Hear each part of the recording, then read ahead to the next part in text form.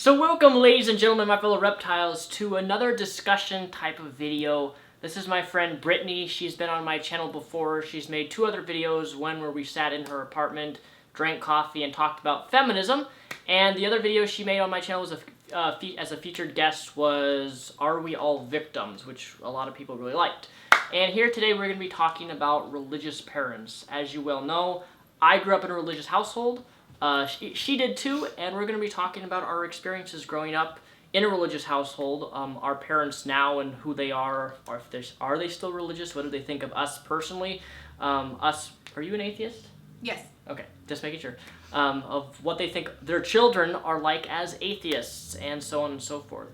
So, Brittany, do you want to kind of start off with your religious background? Yeah, sure. Go for it. So, I am one of 10 kids, and all those 10 kids were birthed for the purpose of being souls for Jesus. My parents are Catholic. My family is Catholic. They're also Middle Eastern Catholic. I like to specify because I find it to be a little bit more extreme in a lot of ways. So my parents are immigrants and came here from the Middle East and raised their children Catholic. That's what their family is. We're Chaldean. We're all Catholic, even though we were set in a Muslim country. So one of the things growing up was that my family was very happy for the most part when we were all children. We went to church. We had fun. The community at church was always very great. I mean, I have very fond memories of going to church. I didn't have any negative experiences. That's good. I wish I could have had a... You didn't have anything? No nothing. Community, no music, no festivals? I hated the music, and it was Really? very...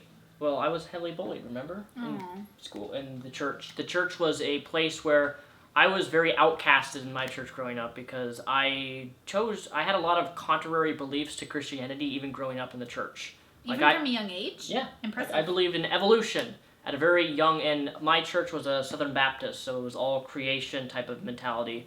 And, you know, they had the old viewpoint of where if someone believes in evolution, you're evil. It's like Wow. Darwinism is like plainly evil. There's no morality if you believe in evolution. It's like, it's such a trivial matter, you know, creation versus evolution, but it was pretty big. You developed a lot faster than I did because honestly, I didn't believe in evolution until I was probably like 19.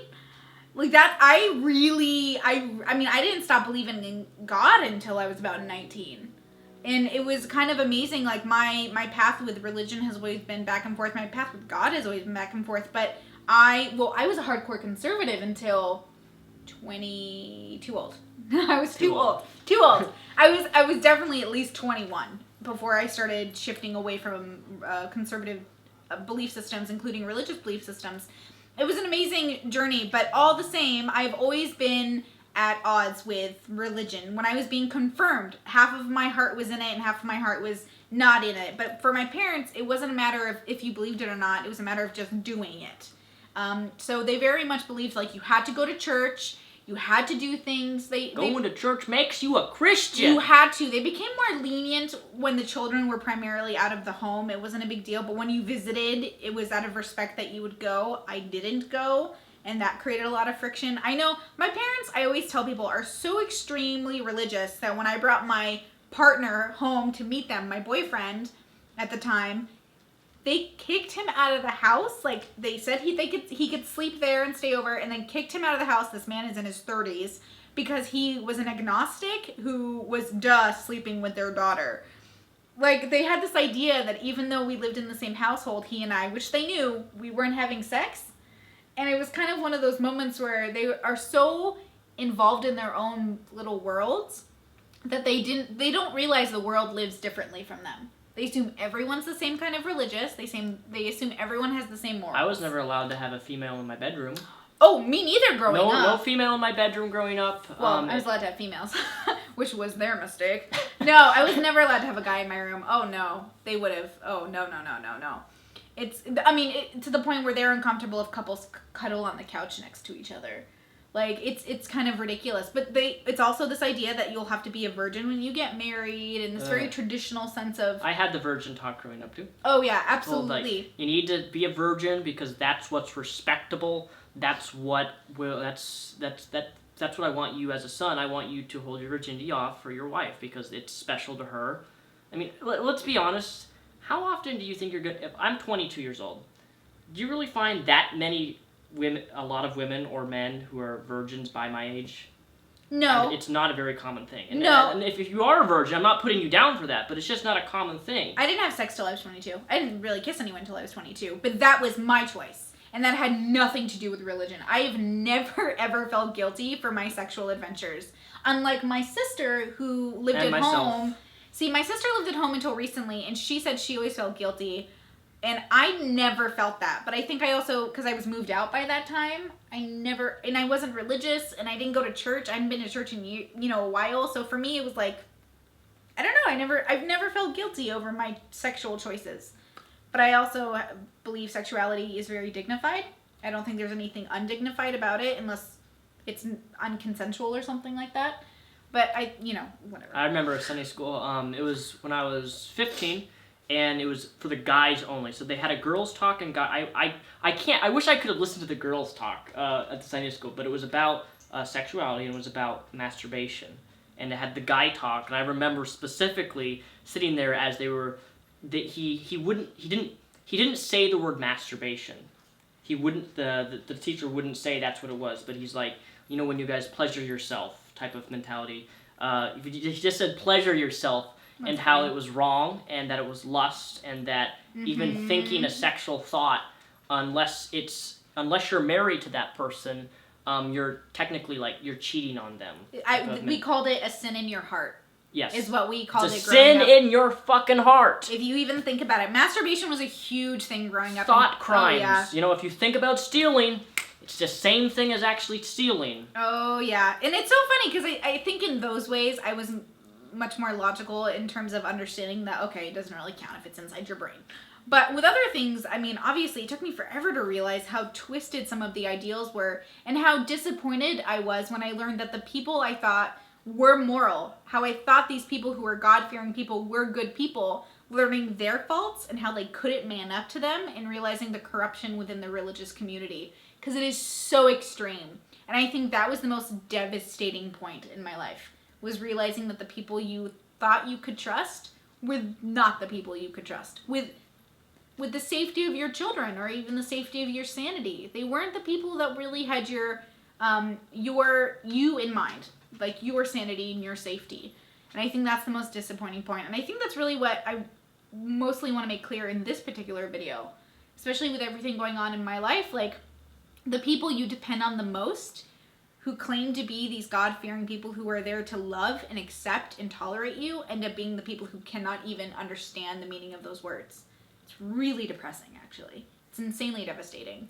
I dealt with that with my family, because I'm really close with my dad. Oh, not my dad, my mom. I'm very close with my mom, very close with my brother. Sister, no. Dad, no. It's just my dad's very black and white in terms of his ideals.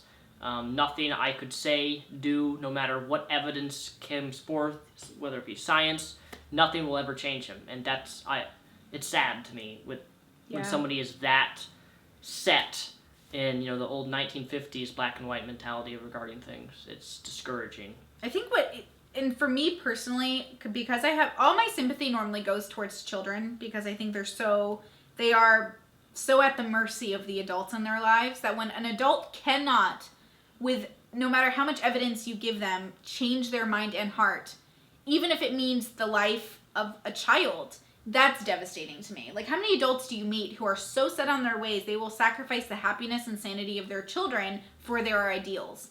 And yes, I'm speaking purely from mostly my experience, but it's devastating. How many things...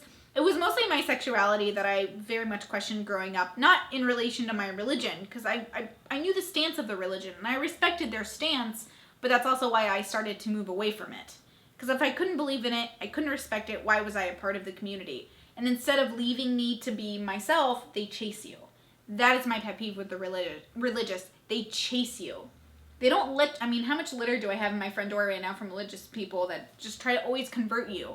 And that's one of the reasons why I respect certain communities that don't go door to door. I've even had them come. I'm not kidding. Oh yeah, apartment buildings. First month here, someone knocked on my door. I opened it, and it was this woman handing me a thing for the Mormon Church. God forbid come atheists on. start doing that. it's wrong to atheists to do that But too. could you imagine if atheists started going door to door and promoting And the some ideals? have. Like, I would find that even offensive. I'm like, leave me alone. Like, unless you're selling me Girl Scout cookies. Like, I think it's obnoxious to think yourself so important that you could invoke your belief systems on people's personal, like, spaces. Like, I feel like a home is a very personal space. The only exception... That's why I hate Atheism Plus. What's that? It's a group. It's how do I define it? Atheism Plus is a very dogmatic group of atheists that basically they dismiss anyone who's religious as a moron. Like, if you believe... See, that's the thing. The belief in God does not jurisdict intelligence to me. I believe someone can have a belief in God and be intelligent. They really can. And with Atheism Plus, it's more of a... You believe in God? Well, you're a fucking moron. That's just type. It doesn't seek to understand religion from a sociological standpoint. It's all about, we're right. It's a very militant type of atheism, which is it's almost exactly like religious folks in terms of we have, what do we have now? Atheist churches? There's in several different states, the churches of atheism. I'm like, what are you trying to do here? And I don't believe atheism is a religion, but the way some people go about it, I almost wonder if they look to their atheism as a religion in terms of how they go about preaching their atheism. I don't believe it's anybody's job to preach your atheism to people and try to convert people. If someone asks me, what do I believe? I'll tell them, but it's Atheism Plus is stay away from it. That's all I'm going to say. That's really fascinating, too, because I feel like it's so dogmatic. It drives me crazy. Well, you have to define God as well, because I feel like I love the idea of Wiccanism and, like, people who believe like God is in nature, or people who believe like the God can be so different for so many people, and I think you have the right to celebrate that belief system as long as you're not assuming that everyone must follow that belief system.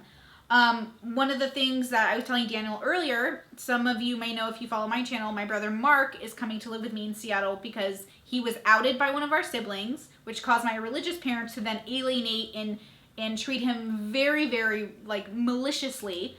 And they mentioned to me, like, you're probably going to not let him go to church if he comes to Seattle. Mark, if you're religious, if he is religious, which as far as I know he is more than welcome to go to any of the many churches that are in my neighborhood. Like, I have plenty of ways to get him to church. I would never, even though I'm an atheist, stop him from practicing his belief systems. Like, how... Well, that's unconstitutional. Well, how awful would that be? It would be so wrong. I mean, my video I made just a couple days ago, I had people, when I was talking about, I did religion wrong, about how I presented religion, I was talking about my presentation style, me being a hostile, super, like, just really angry towards religion, and I'm right in feeling that way, but it was ineffective to me. I just lost my train of thought. Where was I going? But I get what you're saying, because I saw that too, and I was really proud of you for stating that. I think it's really important that when we try to be pro something, doesn't mean we have to be anti something.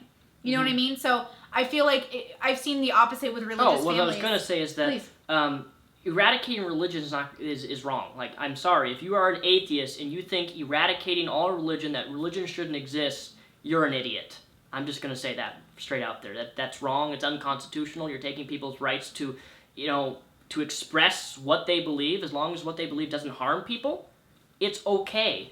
As long as it doesn't infringe upon people's rights, it's okay. And people seem to think certain atheists, whether it be on the YouTube community or in general, think that eradicating religion is what needs to happen, and that's wrong. And taking people's rights away is wrong. Period. And I totally understand where they're coming from. Like, I get it. I get the need to do that, and I think a lot of our problems would go away, but I don't think it's going to... I don't think it helps humanity. It's like you're getting rid of the symptoms to a bigger problem. Until we learn how to really respect and understand where people are coming from and why people feel a certain way, we're never really going to move forward. Like, you can get rid of the dogmas and the religions and the belief systems, but until we understand... Because there are problems even within atheist communities, and I think people forget about those problems. It's kind of like with domestic abuse. People think it's always a man who can abuse a wife, but there are Yes. there are wives that abuse their husbands, and even within the gay community, there are plenty of domestic violence statistics amongst even lesbian couples. So we have this fairy tale idea of a lot of, lifestyle choices, but there is always going to be something. And until we understand what that something is, we're never really going to fix anything. And I myself don't even know what it is we really need to fix. Because I've met perfectly decent people. I would say that for the most part, my parents are actually decent people, except when their belief systems are challenged or when they have a child that doesn't believe in it anymore. It's like their whole world goes upside down and all their sanity and everything they have that's logical just out the window. How does that happen? How do perfectly decent people who seem to be logical turn totally insane because they're faced with a problem they can't handle? Like, maybe because they don't want to face the reality that they're wrong. That could be it. The reality that they're actually wrong about this particular religious belief or the thing that they have, and they refuse to accept it. I think it is. Because I know something that I've always struggled with is admitting that I'm wrong is something that I'm always going to struggle with, and mainly because of that was because of my religious transition out of the church. I thought I believed in all these things about God that loved me, cared about me. So when I came out of that religion, my ego was drastically destroyed. Like, I was wrong. And ever since that point, it's been very difficult for me. I don't want to be ever wrong again like that, because I lived, from 6 all the way up to like 13 years of age thinking that I was right, only to find out that I was wrong. And when I was finally challenged and saw that I was wrong, I didn't want to admit it. I tried to run away from it as much as possible because I didn't want to face the truth that I was wrong. And now that I finally admitted that I was wrong, I don't want to be wrong about future things. So that's why it's always been hard for me to admit when I'm wrong. And in some cases, I don't think some religious people won't ever admit that they're wrong on certain things. No, it's especially in relation to how I feel about religious parents, because I think that's the most knowledgeable thing that I've had to experience over my life. Is religious parents have this idea that they're going to raise these children to be God-fearing children, and who will then turn into adults who will then teach their kids the same thing. And with the challenge, when they're faced with a child who doesn't believe in that religious doctrine, and then they have to deal with that challenge, a lot of them can't compete with it. They actually fail in that competition, and then they fall apart. And I think that's what's happened with my family in particular. And so my only thing I would say to religious parents is be ready to have children that end up being atheists or gay or anything other than what you thought they would be. And you have to be prepared to love and tolerate your children and realize that just because they aren't the things that you wanted them to be, that doesn't make them less valuable or less moral, and they can be just as, the wonderful children you knew them to be as adults. And I think that's the biggest thing. I know you're in the kitchen right now, but yeah. I think that's what kills me. Is like, I have been rejected from my folks. My brother Mark, who's 15, has to come live with me in Seattle because he got outed by his sibling that doesn't understand sexuality, and my parents who don't understand homosexuality, and they think he's possessed by the devil because he has crushes on boys. A crush on a boy. Sexually not active, never done drugs, honor roll student, but because he likes boys. I mean, there's nothing more to say. They literally, it's like logic has left their brains. That's how much they do not like homosexuals. And it's rooted in what? A couple passages in an old book? It's ridiculous. It's really devastating. And they don't realize how much damage that does on a child. To feel disgusted, to feel like your parents think you're ugly and filled with the demons. And I think that was the hardest part. It took me 25 years to learn that my parents' love wasn't all that I needed to exist. I tried really hard. I'm still kind of going through that now. Oh, it's to hard. An extent. It's so hard to face your parents and realize they're never going to really see you as something they really love. Like, my parents love me, but they'll never look at me like I'm a good person again. Because of your sexuality. Because of everything. Because of my atheism, because of the fact that I kiss girls, because of the fact that I sleep with people before we're married, like everything. It doesn't matter if I'm a drug-free, alcohol-free, tax-paying American. It doesn't matter. Like, nothing matters because I break a few rules. Their rules. It's just amazing to me.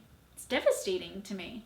One of the last things that I want to share is maybe my experience with how I notice that conservatives and religious people tend to take everything personally.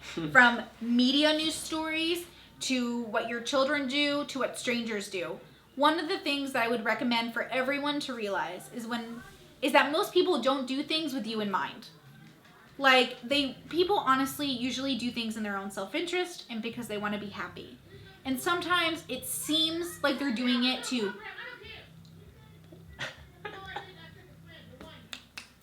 Got some really loud people outside my door. Apologize. Continue. Do you want to pause it or do No, keep going, keep going. Okay. Raw footage.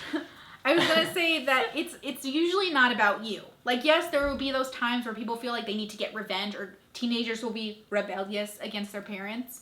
But a lot of the time, with my brother as an example, he just wants to be happy and loved and feel secure and safe when at home. He doesn't want to be an adult at 15. He wants to be a teenager. It's not about rebellion. It's about just wanting to be yourself. And the irony of like with my personal situation, if our brother hadn't outed Mark, none of this would be happening. Why did your brother out him? My brother outed Mark because he felt he was obligated to inform his parents, our parents, that one of their children was gay and is possibly on the path to sin and needs to be saved by God. And because of that, it has caused just craziness to ensue. To the point where Mark is not only frightened to go home, but he's been physically, like, inappropriately disciplined. I would call it assault, but it's assault by legal. It's assault by legal terms, and he's been made to feel alienated. Like, they literally lock up his computer every night because they're afraid he's gonna look up porn, but all the other kids can have their electronics all night. And the irony is Mark is literally so sexually innocent, it's insane.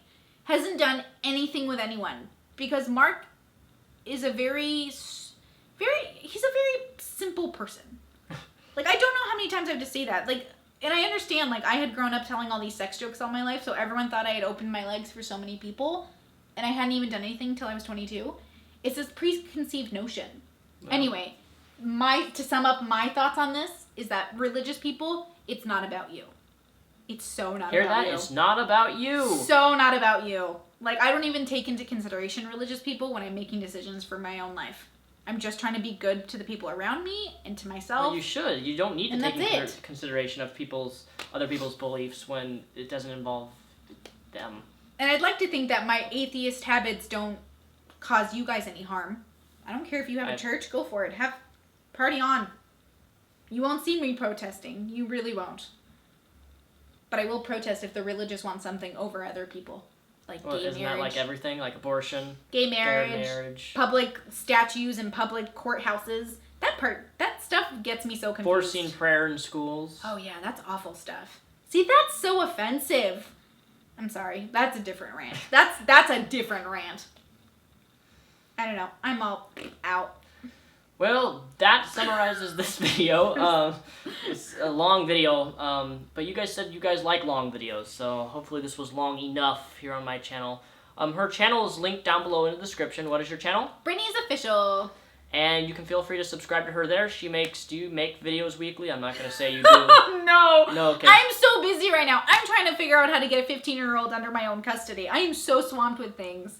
But I'll try to be more consistent, sure. She does make YouTube videos, so you can feel free to check her out in the description below. So thank you, Brittany, for talking about coming here today, coming to my apartment, filming. We're going to eat a delicious meal. I am excited. Hopefully the rice is good. I am excited. In any case, thank you guys for watching. My name is Daniel Soulsbach, also known as Mr. Repzion. Brittany is official? Brittany's Official. Brittany's Official. Figures for Greg. Check her out below. Thank you for watching. Bye.